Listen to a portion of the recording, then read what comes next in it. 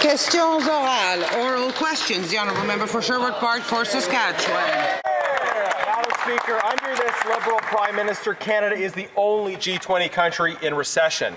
Now, we're glad to see that more Canadians are working this month than last month, but we're down over 20,000 jobs since the beginning of this year. We're still expecting negative growth, and we have the second highest unemployment in the G7. Simply put, we're comparing to a worse baseline. This should not be the new normal for this great country. Why is Canada the only G20 country in recession?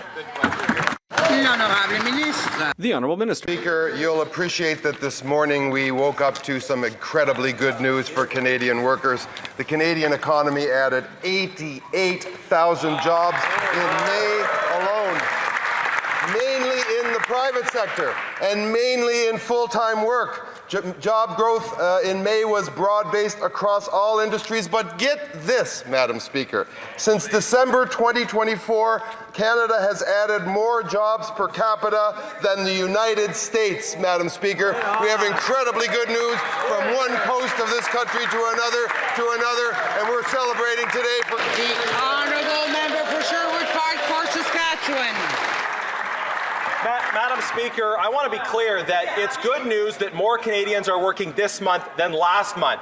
But we have to be honest about these numbers because the government House Leader is eager to cherry pick. We have 24,500 fewer Canadians working today than were at the beginning of the year. Compared to pre-pandemic averages, unemployment is up by 0.6% overall and over 2.5 points for youth. Under this Liberal Prime Minister, we have the second highest unemployment in the G7.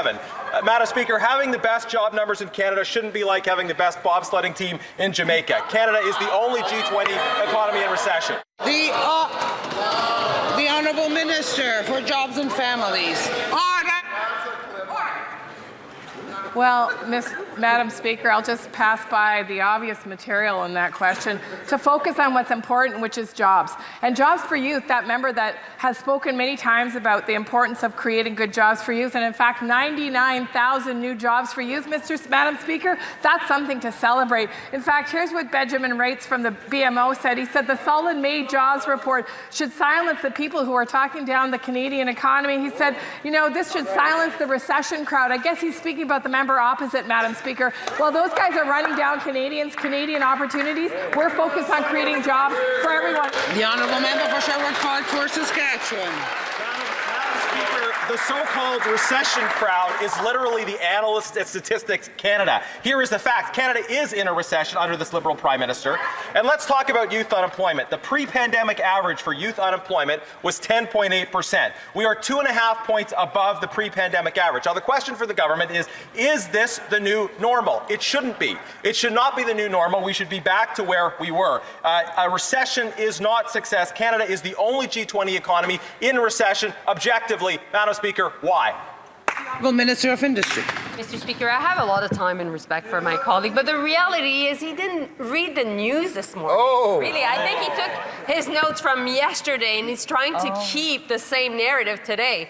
The reality is, indeed, we're in job creation mode. Indeed, notwithstanding the trade war, which the Conservative never acknowledge. Right. We are dealing, indeed, with unjustified tariffs from the U.S. We were able to create 147,000 jobs in this country. Last month alone, 88,000. We're building the economy and building the country strong. Hear, hear. The Honourable Member for Louis Saint Laurent, Achill-Winrec. Madam Speaker, here's the reality from yesterday and still the reality today, and unfortunately it might still be the reality tomorrow. Canada is the only G20 country and the only G7 country in recession. Madam Speaker, let's look at housing. We have hyperinflation that continues to have a devastating impact on young people. Young people are losing the dream of owning a home, and one family in three won't be able this year to pay for all of their mortgage payments. That's the reality. Can the Minister, the Honourable Minister, Madam Speaker, you'll understand that we are very proud of the results that we've delivered for Canadian workers this morning. 88,000 new jobs created in May alone. The unemployment rate has dropped, And for my colleagues' information, the unemployment rate in Quebec, which interests myself and my colleague, he's from Quebec. The unemployment rate in Quebec is the second lowest of all the Canadian provinces, Madam Speaker, led by construction, led by the manufacturing sector, and led by young Quebecers. The honourable member for Louis Saint Laurent, Akia-Wenrek. Well, Madam Speaker, on this side of the House, we're always happy to see that Canadians are finding jobs. But at the same time, right now, there are still a net loss of 24,000 jobs since the beginning of the year, Madam Speaker. He wants to talk about young people. The reality is that youth unemployment has gone up. But the Parliamentary Budget Officer was very clear yesterday, saying that he's 99% certain that the deficit anchor won't work. That's the reality of this government. Is this government able to say that, yes, Canada is the only G7 country in a recession? The Honourable Minister of Industry. I know that my colleague is passionate about the economy, and we've spoken about it many times, but I also know that he's a man who likes numbers and facts. But the facts are that the numbers are clear this morning. Not only have we created 88,000 new jobs in this country, but on top of that, he's quoted the increase in youth unemployment. But no, it's down because it's dropped by about 1% in the last month. I can give him the latest StatsCan statistics. I'm sure he'll read them, but also good news when it comes to affordability this morning. This morning, the Prime Minister was there at a major announcement. The Honourable Member for Louis Saint Laurent, Akia-Wenrek. Well, Madam Speaker, I respect StatsCan, and I have asked for StatsCan's report to be tabled in this House. It confirms that Canada is in a recession, but the government didn't want to let us table that report. But the reality is also that there's bad news from banks. The Bank of Montreal estimates that over the next year, Canada is going to have the worst economic growth among G20 countries. And this government still refuses to talk about a recession. Would the minister have the courage, the honour and the dignity to recognize that Canada is indeed the only G7 and G20 country in a recession? The Honourable Minister. Thank you very much, Madam Speaker. And I'd like to go back to what my colleagues have said. In the last month, the Canadian economy created 88,000 new jobs.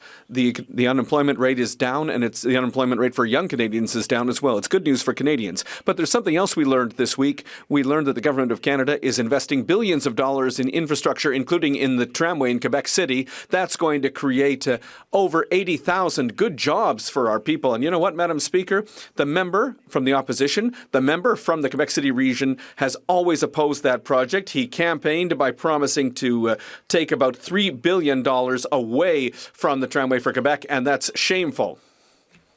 Order. The Honourable Member for Berthier-Maskinongé. Madam Speaker, Ottawa is once again capitulating to pressure from Washington. They're cancelling a royalty increase and allow Netflix, Amazon, and others to avoid paying their fair share towards culture here.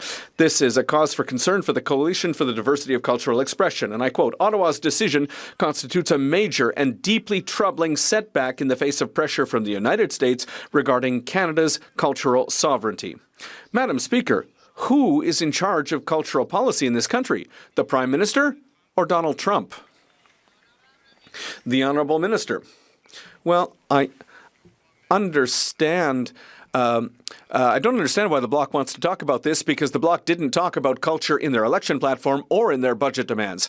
But I understand that they don't want to talk about the good news about jobs, good jobs numbers in Canada and in Quebec. The economy is creating opportunities for young people, and major projects are moving forward. The economy created 88,000 new jobs, and it's in Quebec. In Quebec, where things are good, it has the second lowest unemployment rate among all the provinces, led by the manufacturing sector and by the construction sector, Madam Speaker. And young people, bravo to young Quebecers. It's good news for them. The Honourable Member for Berthier-Maskinongé. Thank you, Madam Speaker. Well, you know, we have a lot of proposals for culture. I quote Sartek regarding the Prime Minister's cultural capitulation. This announcement cuts us off at the knees. And it's not us that's saying this, it's artists who are saying this, because it leads us to believe that our industry is nothing more than a bargaining chip.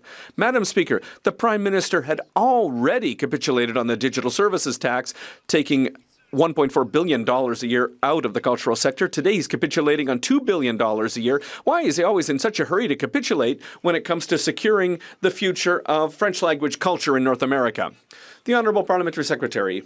Well, on this side of the House, We have no doubt, unlike the Bloc, that culture is important, and we are ready to invest in culture. We did it in the budget, a budget that they voted against.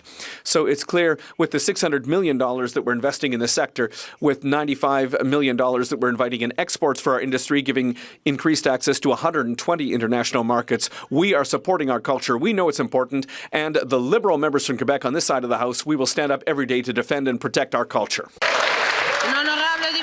The Honourable Member for Jonquière.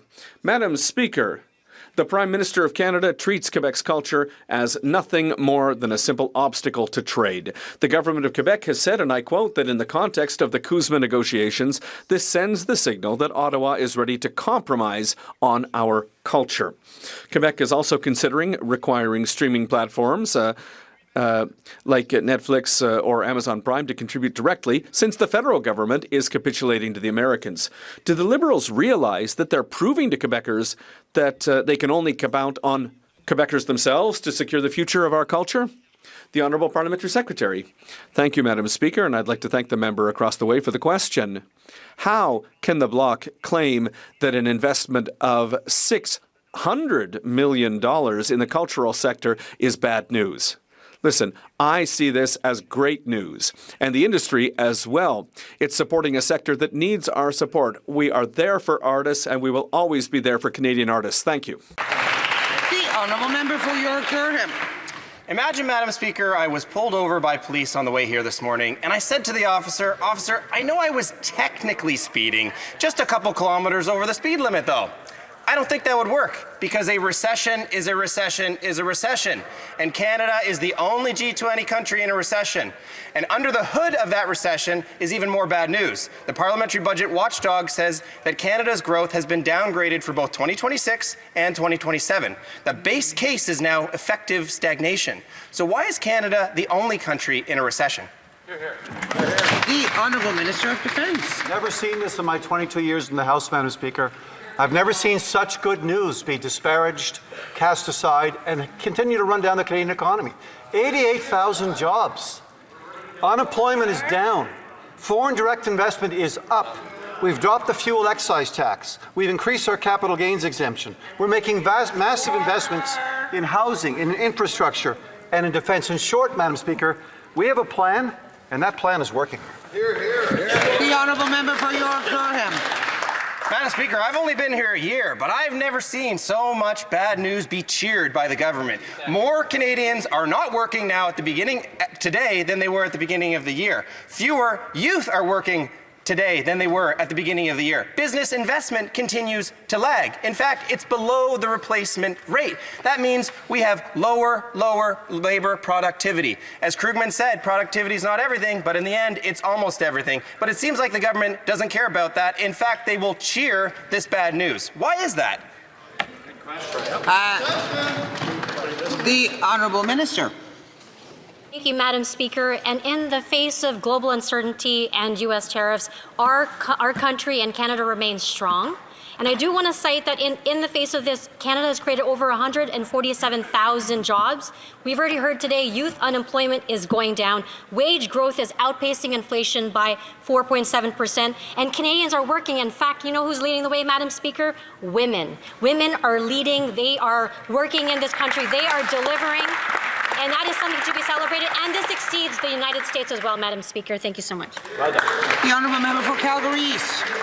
So the only leader in the entire G20 to plunge their economy into a recession was exposed by the PBO for leaving out $7 billion out of their deficit projections. That's an extra $150 out of each and every Canadian's pocket.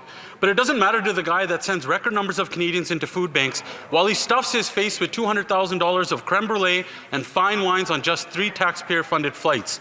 So was the Prime Minister technically misleading, or are we in a full-blown Liberal recession? The Honourable Minister. Madam Speaker, I think people are really puzzled at these scripted questions from the Leader of the Opposition. 35, 38 times a day, they stand up and read the same wrong, fake question, yet they fail to defend their votes against the very people they pretend to uphold. And today, in Canadians' bank accounts, we'll see the groceries and essentials benefit, which will provide a single person with a base GST credit of $543. They're against it. We're supporting Canadians. The honourable member for Calgary East. So his answer of plunging the economy into a recession is to give Canadians $18 a week. And the PBO also exposed this government for having less than 1% chance of meeting their own fiscal target of deficit to GDP ratio. That's a better chance than a Liberal actually answering a question in this place. So will the Prime Minister stop stuffing his face with taxpayer-funded creme brulee and tell us, are we in a technical recession or a full-blown Liberal one? The Honourable Parliamentary Secretary to the Minister of Immigration. Madam Speaker, I've known this member for a number of years, and in fact, I have a great deal of respect for him. He overcame enormous personal challenges to be in this House, which he's been open about, Madam Speaker. That's why I have respect. But he conducts himself in this way. The Opposition Leader's Office, I guess, has given orders for him to throw insults like this, and the rest of it, we're not going to focus on that, Madam Speaker. We're going to engage in a positive approach to politics. And what do we find? Almost 90,000 jobs created, many of which are in the construction sector. He's from Alberta. He talks about the trades. We need to build this country up. That's exactly what we're going to do. We have a plan. The honourable member for Calgary Crowfoot.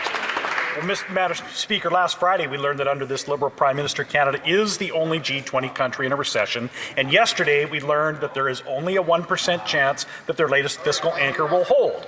So far, the Liberals have refused to acknowledge their own government's reports, and so will they admit today that they caused the only recession in the G20 and that they are already breaking their latest fiscal anchor, or are they going to say that it's all just a technicality? The Honourable Parliamentary Secretary. Madam Speaker, when Conservatives vote against affordability measures and then complain about affordability, Canadians see that as disingenuous. What's also disingenuous is when they talk down the Canadian economy while we're trying to find solutions. The US is Canada's largest trading partner. It only stands to reason that we would have the largest impact. We are building Canadian infrastructure using Canadian labour, Canadian materials. We are building trade corridors with other countries. Madam Speaker, I ask the other party to join us in believing in Canada, in believing in Canadians, and in believing in building Canada's. The honourable member for Calgary Crowfoot. Madam Speaker, of course we believe in Canada. We believe in Canadians. We don't believe in this Liberal government because they're the only government in the G20 to lead their economy into a recession.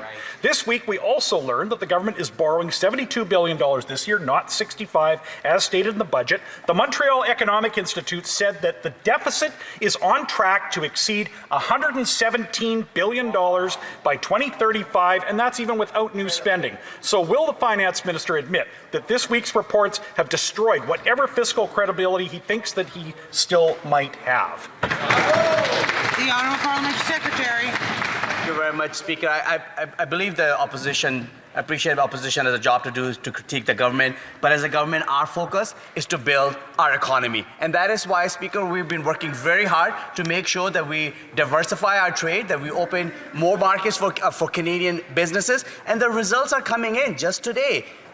It's been reported that 88,000 new jobs have been created. But we're also not leaving people behind. That's why, as of today, the groceries and essentials benefit is going to be coming to people. They will be getting additional up to $533 for a family with 2 kids. This is how we're helping Canadians. The honourable member for Windsor-Tecumseh Lakeshore. Under this Liberal Prime Minister, Canada is the only G20 country to fall into a recession. Just by stopping the illegal dumping of cheap subsidized Chinese aluminum, the government could help aluminum extrusion companies to be profitable and provide jobs for hardworking Canadians and put food on their table. Will this Liberal Prime Minister tell aluminum workers that Canada is in a recession or just a technical recession? Good job. Well done.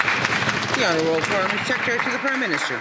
Madam Speaker, we know the challenges for certain sectors in the Canadian economy on aluminum, on steel, on auto and forestry, and our Minister of Canada-US Trade, our Ambassador in Washington, Janice Charette, who's been appointed, they are having engagement with U.S. administration. And the member talked about jobs. I do think it's important to recognize today that there was 88,000 jobs created in the Canadian economy. We know there are challenges in particular sectors, and that's why the Minister of Industry has been helping to support with targeted programs to support workers and those those industries that are being impacted. At the same time, we're focusing on building the Canadian economy across this country, Madam Speaker.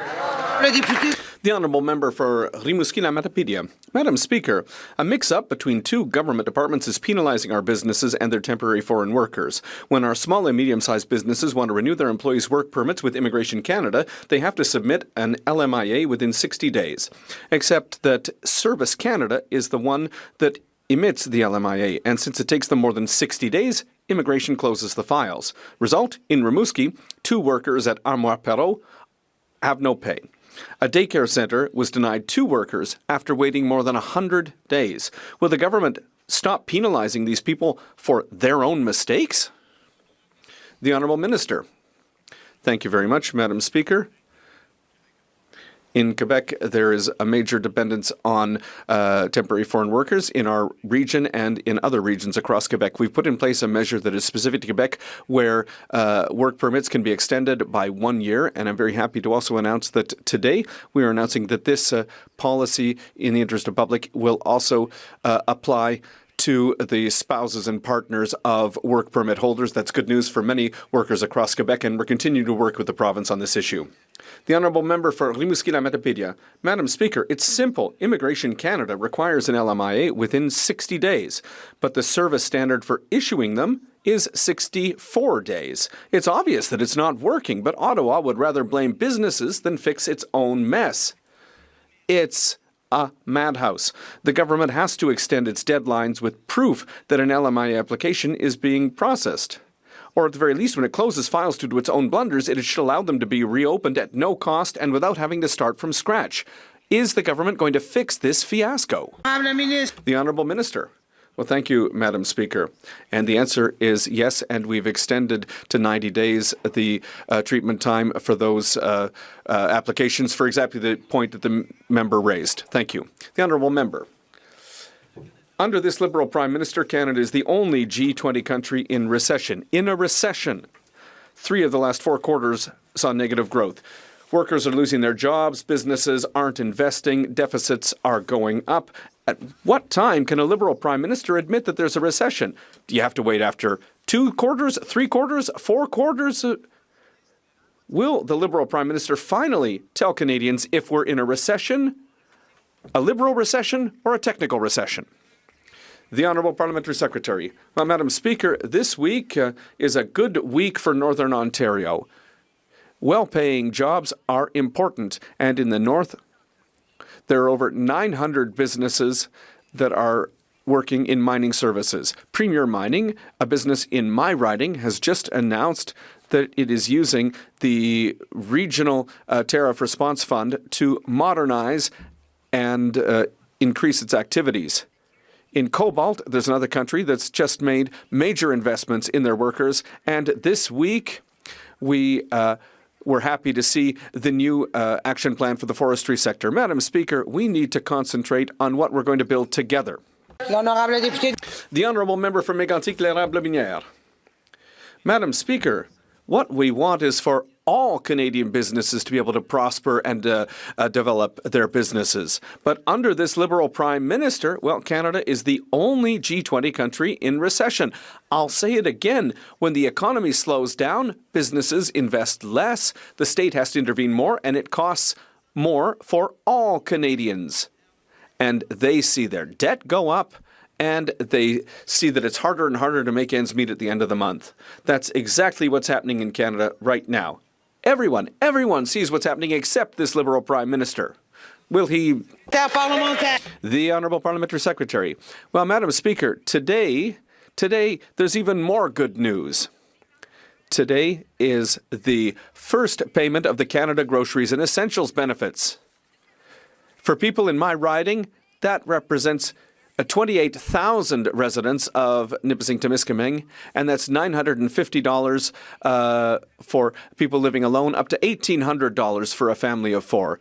This measure is on top of a number of other initiatives from this government to help Canadians with the affordability crisis. So, Madam Speaker, it's a good day. The Honourable Member for Mégantic-l'Érable-Minière. Madam Speaker, how can somebody be so happy about the poverty that Canadians are facing the way this government has just done? When the government is forced to pay so that people can eat, that's a sign that things are not going well. Madam Speaker, we've just heard all the Liberals across the way applaud a measure that's going to help people pay their groceries every month. That's unacceptable. Is that where we're at in Canada today, Madam Speaker? We applaud when the government pays people because they can't afford to buy their groceries? Madam Speaker, if they recognize that we're in a recession, they would do something about it, Madam Speaker. The Honourable Parliamentary Secretary. Well, I have a lot of respect for my colleague, but today I think that he is just peddling unhappiness, because today, with the Canada Groceries and Essentials benefit, we are offering $543 to a person living alone as a GST credit and over $1,000 for a family of four. These are concrete actions that on this side of the House show that we are working to help families, to help the most vulnerable. When will the Conservatives understand that and stop criticizing everything? We're building a Canada strong over here, Madam Speaker. The Honourable Member for Portneuf-Jacques-Cartier. Madam Speaker, already 1 week down the drain. We learned last Friday that Canada is in a recession. The Liberals are stubbornly burying their heads in the sand, and they are playing with words. The PBO yesterday mentioned that this Liberal government has a 1% chance of meeting its budgetary commitments. That means there is a 99% probability of failure. Can this Liberal government stop burying its head in the sand and take effective action, admitting that there is a recession going on? The Honourable Parliamentary Secretary. I thank my colleague for his question. But do you know what?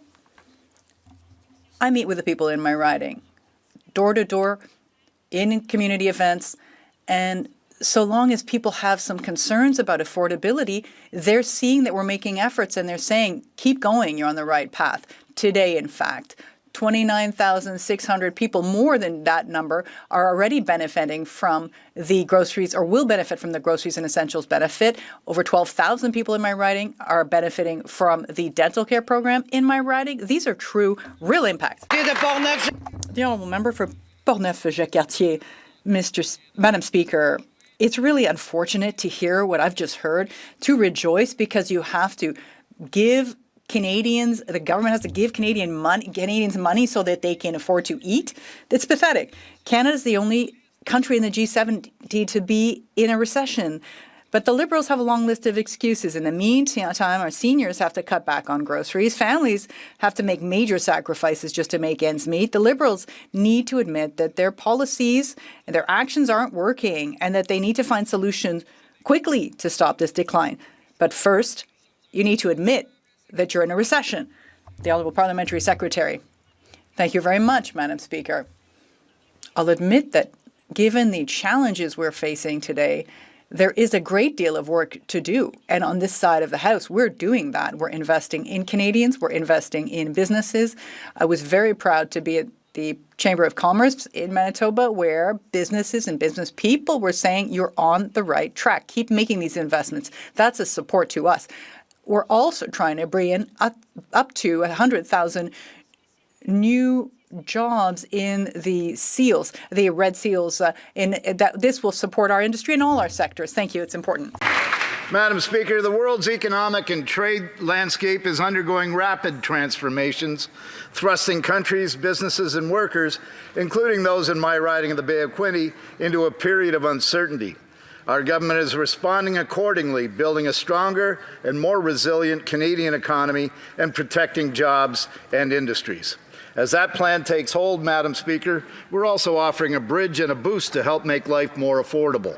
Can the Parliamentary Secretary then update this House on the Canada Groceries and Essentials benefit and what it will mean for Canadian families? The Honourable Parliamentary Secretary, the Minister of Immigration. Madam Speaker, this member is doing outstanding work, first of all, on the committees for Environment and Defence. He brings with him years of experience as a city councillor, as a journalist. He's been a pillar of his community. And of course, just like every Liberal MP, he has advocated for the Groceries and Essentials benefit, a benefit that will go up to, or allocate up to $1,900 for a family of four, And today, checks going out, $533 for a family of 4, up to that amount. This is serious support for families because we believe in this country, and that's the approach we take. The honourable member for Lethbridge. Under this Liberal Prime Minister, Canada is the only G20 country in a recession. And the impact is real, not theoretical. Over the past 4 years in Lethbridge, one of our food banks has experienced an increase of child usage by 112%. That's children going to the food bank.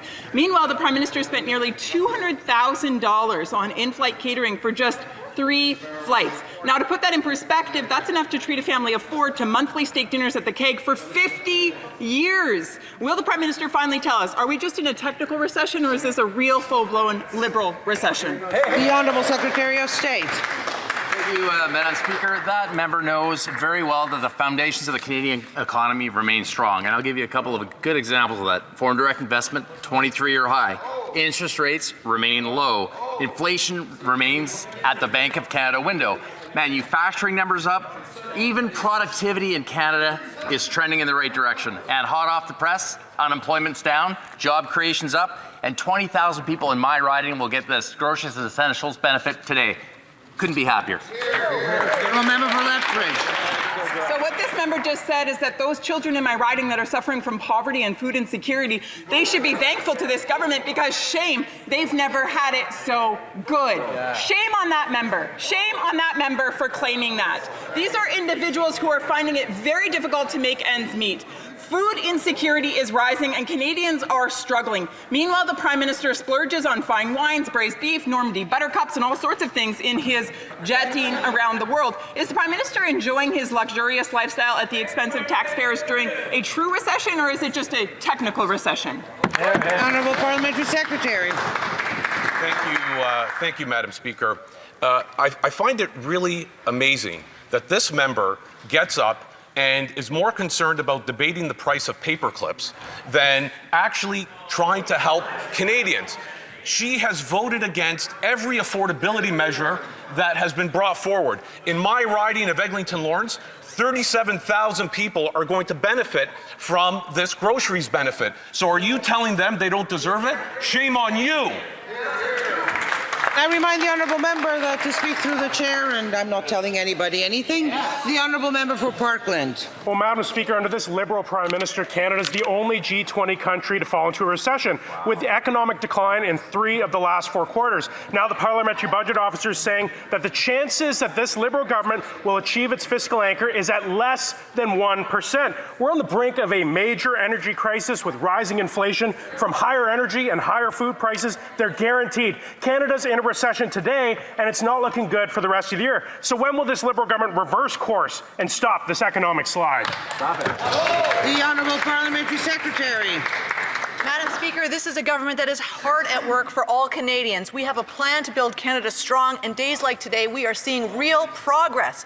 88,000 net new jobs. The largest increase in those jobs is in construction. Youth unemployment fell by nearly a point, and in that member's home province alone, 14,000 new jobs, Madam Speaker.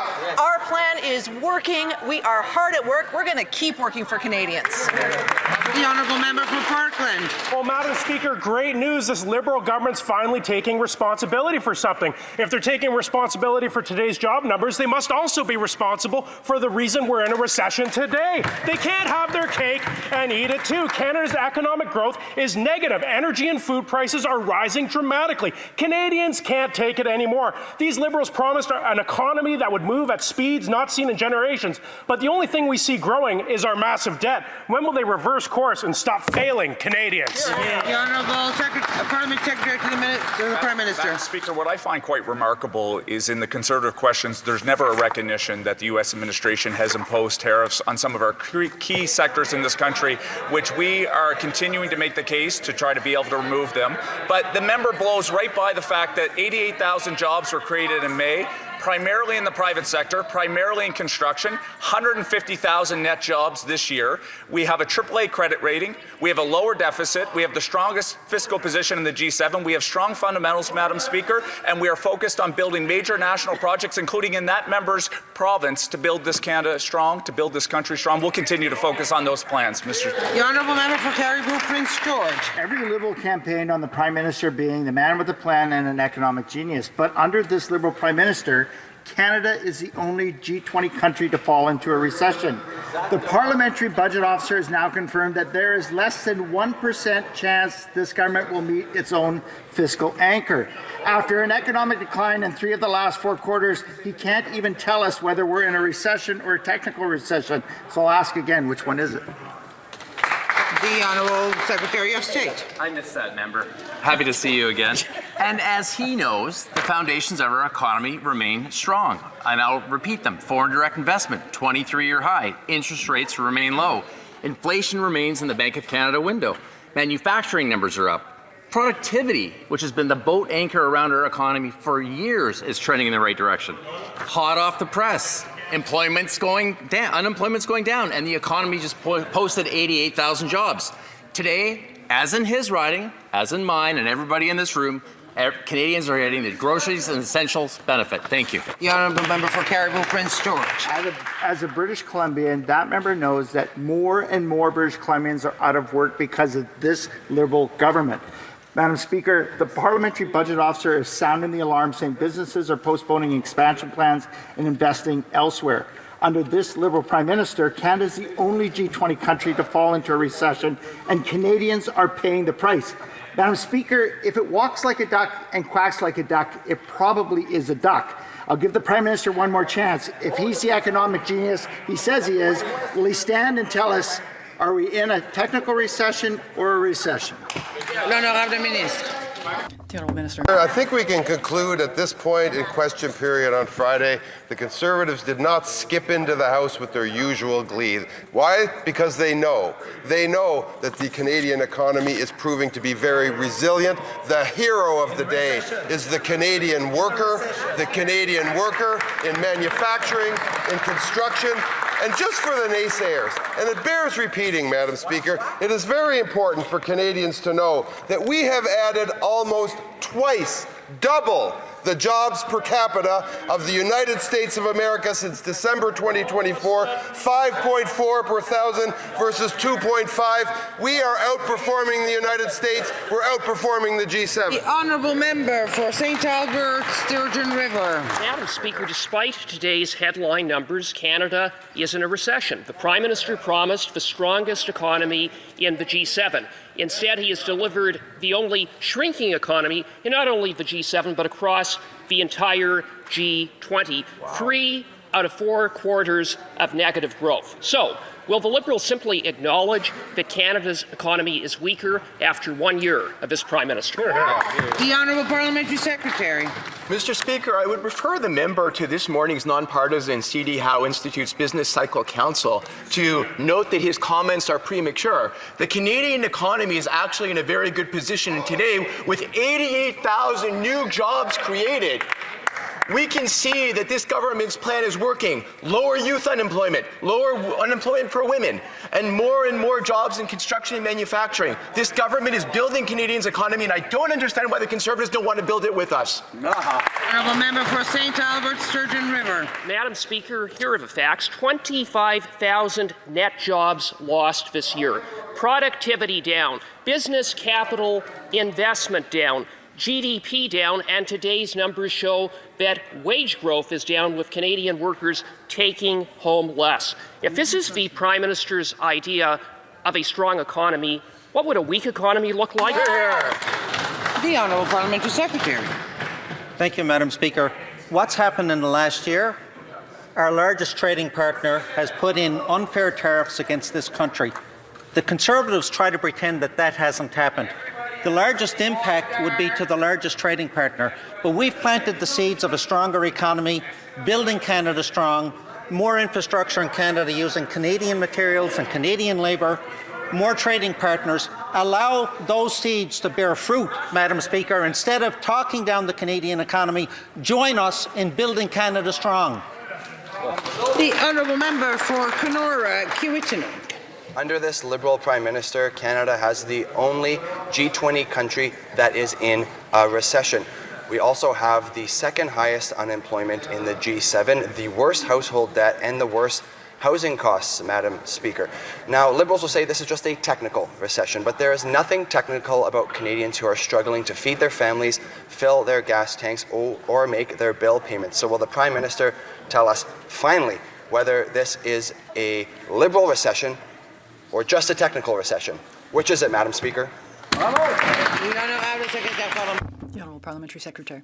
I would remind my colleague that the Bank of Canada and leading economists, including today the C.D. Howe Institute, have cautioned against spreading fear and uncertainty when Canadians are looking for solutions. I'm proud to be part of a government that's focused on supporting good-paying jobs and growing our economy. And I mentioned a moment ago about electric battery materials in cobalt, investing $100 million to support Canada's critical mineral supply chain and create local jobs. Responsible government supports Canadians when they need it, while managing public finances prudently. Merci, Madame. The Honourable Member for Bourassa. Thank you very much, Madam Speaker. Artificial intelligence is transforming the way Canadians work, learn, and run their businesses. Students want the skills and the tools to launch their careers. Small businesses want to adopt AI and use it to grow and create jobs right here at home. Can the government explain how the new Canadian AI strategy, AI for All, will help Canadians fully reap the economic benefits of AI and this new technology? The Honourable Parliamentary Secretary. Thank you very much, Madam Speaker.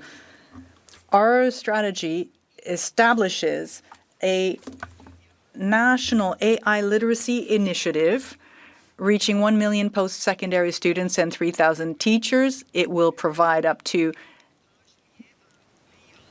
90,000 AI-related jobs and internships for young Canadians.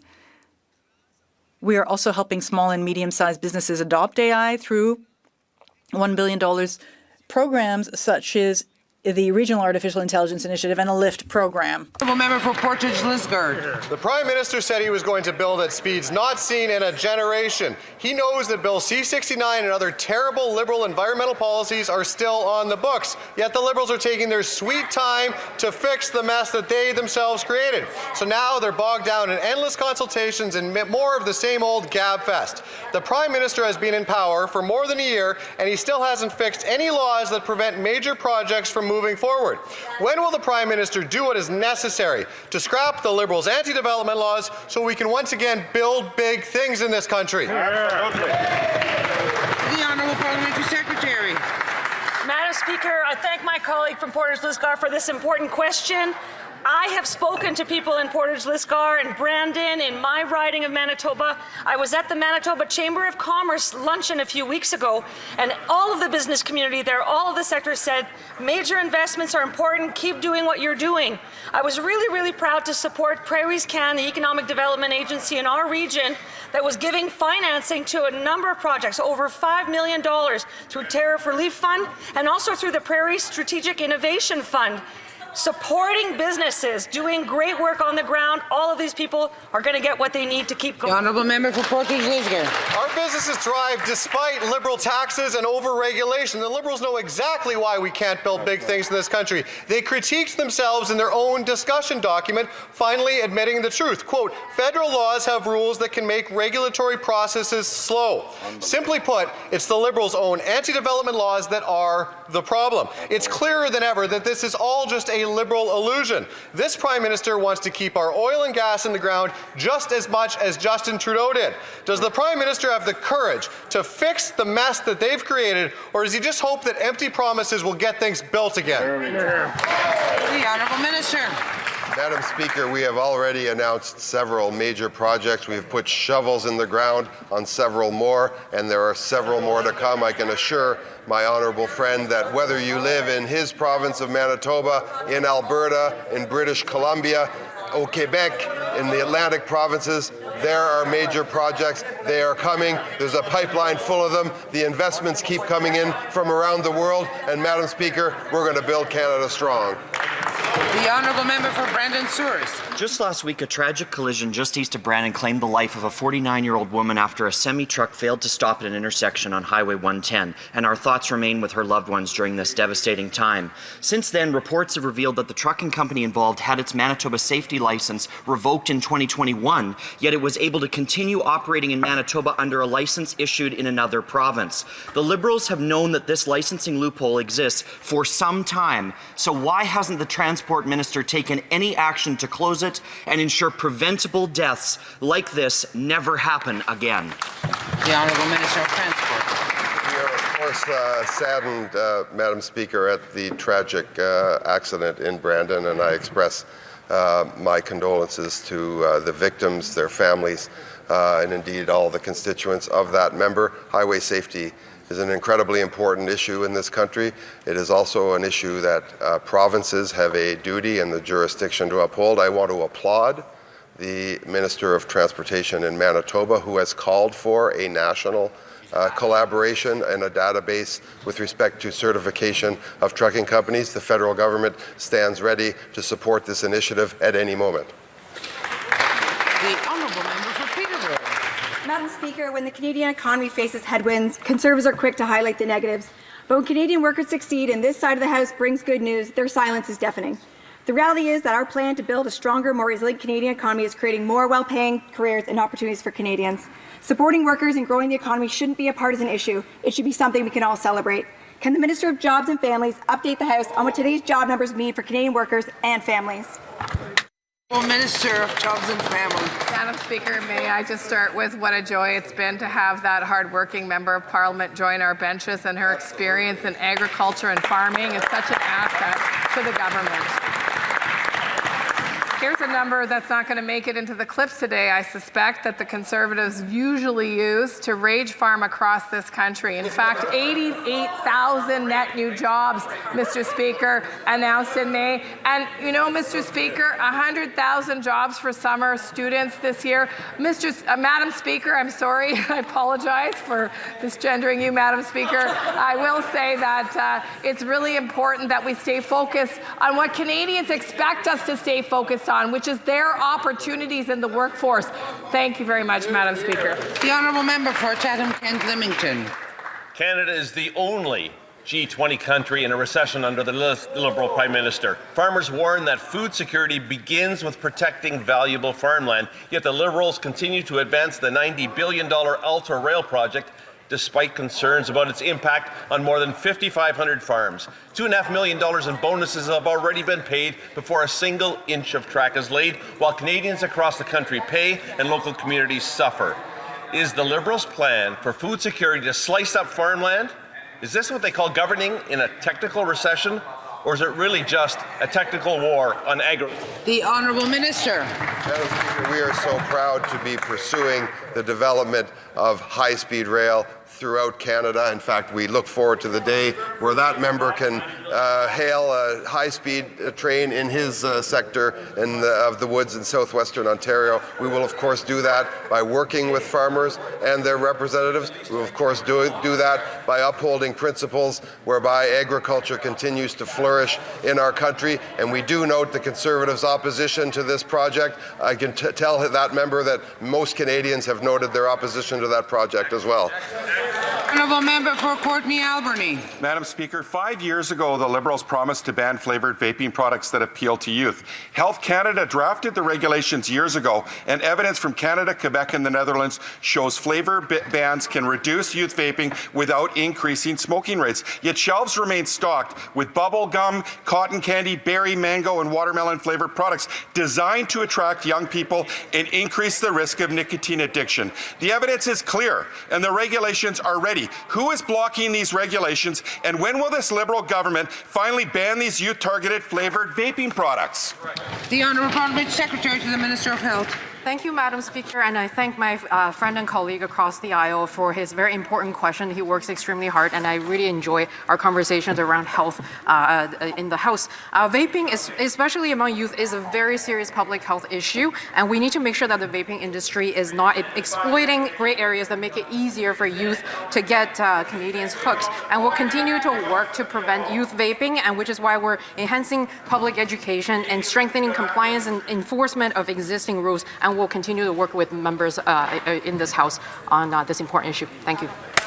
Vancouver East. My constituent suffered a debilitating vaccine injury, is in constant pain and permanently disabled. Auxero approved his $26,000 medical and home support costs back in February. He has yet to get reimbursed. He's now broke and being evicted. The health minister says contact the Public Health Agency of Canada. PHAC says they're in transition and won't even look at the file until July. This is unacceptable. My constituent will be homeless and may not survive if he doesn't get help now. Will the minister immediately put in place a system to address urgent cases? Hear, hear. The Honourable Parliamentary Secretary. Thank you, Madam Speaker, and thank the member for her question. The Vaccine Injury Support Program was created to support vulnerable Canadians, and started in April, the Public Health Agency of Canada has started to administering the program to ensure that it delivers for Canadians who need it, and while ensuring the taxpayers' dollars are being spent appropriately. And I look forward to working with that member on issues that impact her constituents. Thank you. This brings to a conclusion the question period. C'est la fin de la période des questions.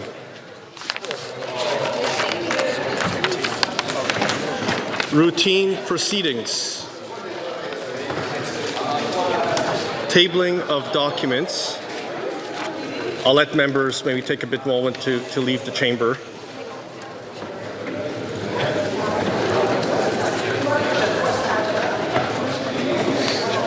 If you could dispatch a page to get me the government house leader when